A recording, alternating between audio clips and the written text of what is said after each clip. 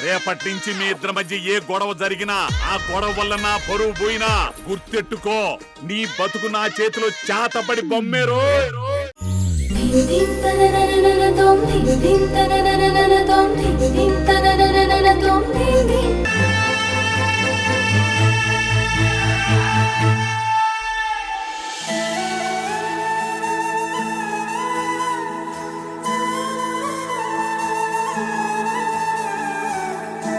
చెప్పానా మీ అత్త తలుపు దగ్గరే ఎదురు చూస్తూ ఉంటుంది అని? వచ్చేశాడు నందిత, నీ మేనల్లుడు. కొంచెం నొప్పిగా ఉందత్తా, బానే ఉన్నాను.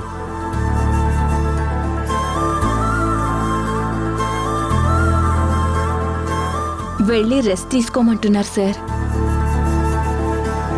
గ్రీష్మ, నువ్వు గెస్ట్ రూమ్లోకి వెళ్ళి రెస్ట్ తీసుకో. ధ్రువాని రూమ్లోకి నేను తీసుకెళ్తాను. ధ్రువ, పద. ధ్రువ,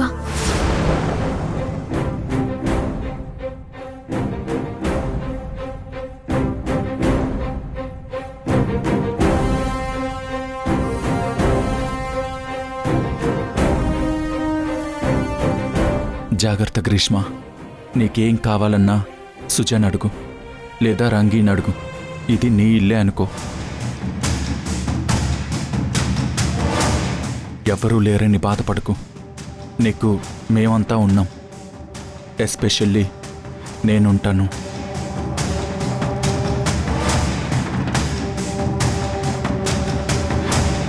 అమ్మా, నేను తెలిసి తెలియక ఏదన్నా తప్పు చేస్తే ఎలా క్షమించావో గ్రీష్మని కూడా అలానే క్షమించు. నువ్వు తెలిసి తెలియక తప్పు చేశావు కాబట్టి క్షమించగలిగాను ధ్రువ. కానీ తను తెలిసి తెలిసి మోసం చేసి గెలవాలనుకుంటోంది. తనని క్షమిస్తే అది మరొక తప్పవుతుంది.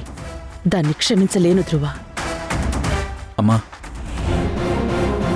రాజు అంకుల్ కూడా తన పక్కన లేడు. తను నాకు సహాయం చేసింది. తన గురించి ఆలోచించాల్సిన బాధ్యత ఇంట్లో ప్రతి ఒక్కరికి ఉందమ్మా. తనని చూసుకుంటానని నాకు ప్రమాణం చేయి.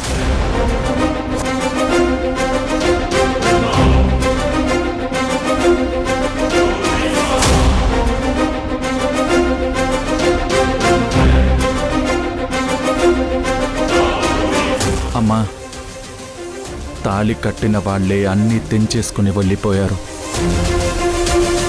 తనని ఎన్నిసార్లు దూరం పెట్టినా ఈ ఇంటితో బంధాన్ని కొనసాగించడానికి వచ్చే ఒక్క అవకాశాన్ని కూడా గ్రీష్మ వదులుకోవడం లేదు. గ్రీష్మ పూర్తిగా రికవర్ అయ్యే వరకు నన్ను ఎలా చూసుకుంటావో అలానే చూసుకుంటానని ప్రమాణం చేయమ్మా.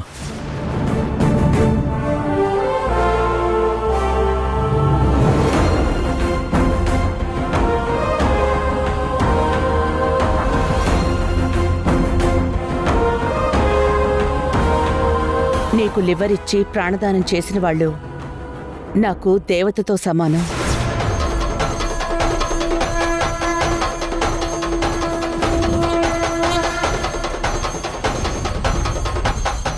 అలాంటి వాళ్లని కంటికి రెప్పలా చూసుకునే బాధ్యత నాకుంది.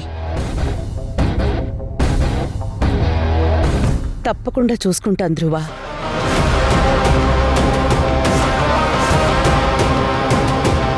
సుజా, మేడం, గ్రీష్మని రూమ్లోకి తీసుకెళ్ళు.